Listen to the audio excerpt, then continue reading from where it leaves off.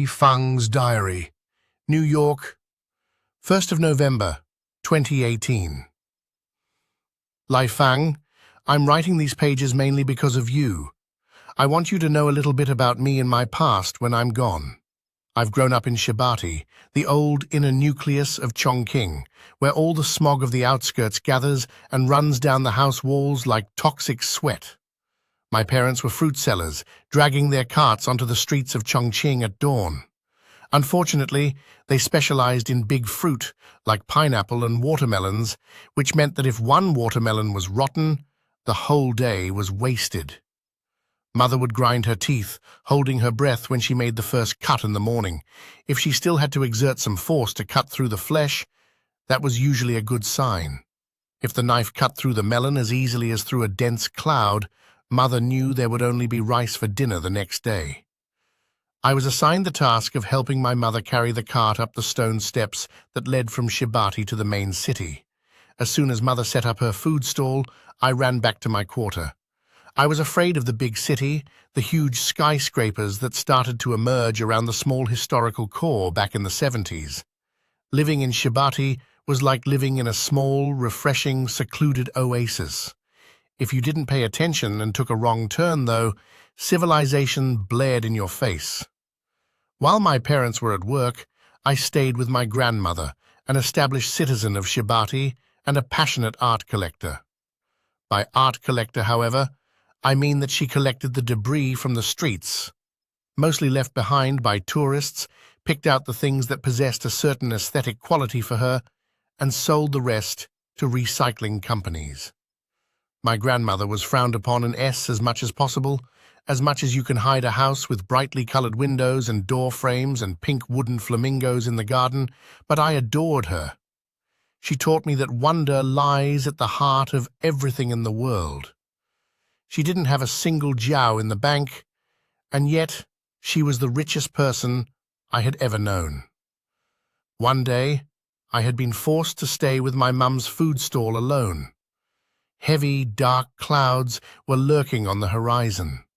The glass facades of the huge skyscrapers opposite the street looked opal and dim. I was suspicious of every person who came by, afraid that they might want to buy something. I didn't know how to properly weigh and charge the melon slices. Mathematics was not really an integral part of the lessons at my grandmother's house. Rather, she would teach me about the I Ching, the ancient book of myths, that was becoming scarce in Chinese households. Then suddenly, I saw something in the sky that let me forget about the prospect of someone wanting to buy a melon altogether. To the left of the tall glass building, where the city landscape was still dominated by smaller buildings, something was appearing amidst the heavy clouds. A row of tall, wraith-like buildings seemed to float above the city, as if a part of Chongqing had been lifted into the sky. I rubbed my eyes and squinted. Maybe my eyesight was getting worse. But when I opened them again, the buildings in the sky were still there. I looked around to see if anyone else saw them too, but it was still early in the morning, and the few people on the street trotted along with bowed heads. Suddenly I remembered something my grandmother had told me a while ago. If above is like below, you might look no further than where the two of them meet. Where yin and yang meet. Was this the yin that had come down from the sky to meet the yang? I looked at the big melon in front of me and suddenly felt as though I was the fruit. I could feel its mushy insides, the little melon kernels gathered in small clusters, the waxy skin. I felt as though I knew everything about it. I was inside, and I sensed that the melon wanted to open up. I closed my eyes, and within seconds it exploded. I shielded my face with my hands, but nothing hit my skin. When I opened them again, there were about a dozen slices on the food stand, perfectly cut. There was also a tall man with a suit and a hat standing in front of the stall, his head almost obscuring the city in the sky that had appeared next to the tall glass building. Part 1, New York. Chapter 1. My name, Li Fang, sounds just like the Chinese verb for to pay someone a visit. It always reminded me how I was only here on Earth as a visitor, a traveler. My father had taught me this from a very early age. He had always said, "Laifang, we are made of the dust of stars. Don't you think that after they have lent us to Earth, they will eventually like to have us back? They have every right." I had lived in New York ever since I could remember. I had an apartment, a few friends and acquaintances from my group therapy classes, and a few obscure interests that kept me busy. It was not much, but it was my life. Only lately had I started to think about sharing this life with another person, a person who would make my life a bit fuller and who would, maybe, help me make sense of my own past. Because whenever I tried to remember anything from the past few years, there was just blackness, underlaid with a kind of white noise, a blackness that had a strange pull, like that of waves. I had met Suresh on a dating platform. He was wearing a long black coat when we first met in real life. The eloquent facade of his texts hid quite a reserved and shy demeanor. It took him ages just to get out of his coat and sit down at the table. He folded his gray scarf as neatly as a store assistant who had to put it back on a shelf. Before he even looked at me, he arranged the cutlery in front of him in straight, parallel lines, with the knife far on the outside, as if he had no intention of using it. There was a subtle, sweet delicacy in every one of his movements. I was having slight trouble understanding his English. He was originally from India, and his first language was something called Urdu. It sounded mystic, ancient, green-brownish, slurring the clearer edges of the Queen's English he had grown up with in northern India. I ordered one of the colorful drinks they had on the menu, though Suresh seemed to need one more than I did. His fingers were nervously tapping the table while he tried to avoid pauses in conversation. "I remember you said in your profile that you can cook a mean chicken curry," I interjected as we touched on the topic of food. "If that gets your boat sailing," you wrote, I added with a hesitant smile. As always, language haunted me. Certain phrases a person used would stay with me for a long time. "Yes, I certainly do. If you want, I can cook for you sometime." I looked into his deep brown eyes and knew instantly that I would sooner or later end up at his place, with or without chicken curry. I had latched onto him, as he had written a few days before. Yes, the fishing metaphors, they had been there since I had started dating guys. Most of them I had caught only to release them into the frightful sea of possibilities shortly afterward. Now I had gotten myself another brown-eyed cutie who was finishing his salmon in front of me. He looked up. "You eat like a sparrow." I looked at the plate in front of me, which was covered with bits and pieces of the spring rolls I had mutilated with my knife in a rather gruesome manner. They were too heavy for the chopsticks, and I didn't want to risk letting them drop into the sauce, splashes of which would then inevitably land on my white blouse, or, even worse, in his face. I had also deliberately not chosen a Chinese restaurant so that he would not feel even more like an outsider. He appeared, even now, as a stranger in a strange land to me. Well, to be frank, I did have a decent lunch. "But that was hours ago!" When he laughed, a sparkle of something vicious flashed in his eyes. I wondered if he was still embarrassed about the motorcycle conversation we had a few days ago. He was texting, "BTW, off topic. What are your thoughts on motorcycles?" Whereupon I answered jokingly, "Why, you want to take me for a ride?" The reply was a flushed face emoji. It turned out that this alone was enough to make his face glow in a beetroot color, whose heat I could feel coming off the mobile phone screen. I didn't know that such innocent men still existed. The restaurant was full. We were stuck between a young couple on the left and two rather voluminous women on the right. Even so, he never once looked away. He locked his eyes with mine the whole time. My periphery appeared blurred.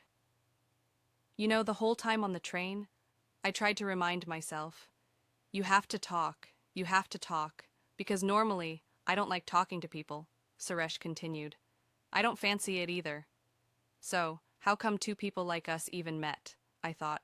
Must be an anomaly of the universe, a freak of nature, a dip into the pool of multiple universes where every possible constellation existed. So, what's with this fantasy world of yours you mentioned? Details can be shared at your convenience. That's what it said on your profile. It seemed that I had memorized all of it. Psychopath hiding behind sociopathic traits. That one had made me laugh. especially in combination with one of the photos that showed him wearing some kind of ridiculous papier-mâché mask. This world is more like my ideal world where I can manipulate things to my liking.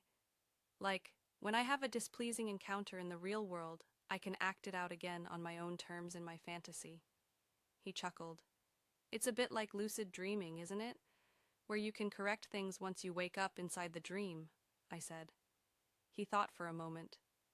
Yes, you can say it like that. He looked at me with a certain kind of fascination. So, in this fantasy world, you're like the superhero? Exactly. His eyes sparkled again. I also used to draw these scenarios when I was younger. I bet you can draw very well, I flattered him. I don't know. I could try drawing you. Now I turned beetroot. Is this the part where I use poetry to describe your face? He had texted a few days ago when I had sent him a selfie. Like with many things he said, there was an underlying bemusement. Our conversation was flowing better now. He neither talked too much nor too little, always leaving space for me to breathe, but never letting us both drop into a bottomless pit of silence. So, you're learning Chinese? Which is, like, super strange, actually, considering you look Chinese. He grinned. Actually, I am Chinese. It's a long story involving an accident and weird brain functions, I said. Oh, shit. He looked at me attentively. When I didn't expand on the topic, he kept on talking. I had a serious accident once when I was a kid. Fell down the stairs and literally broke my head.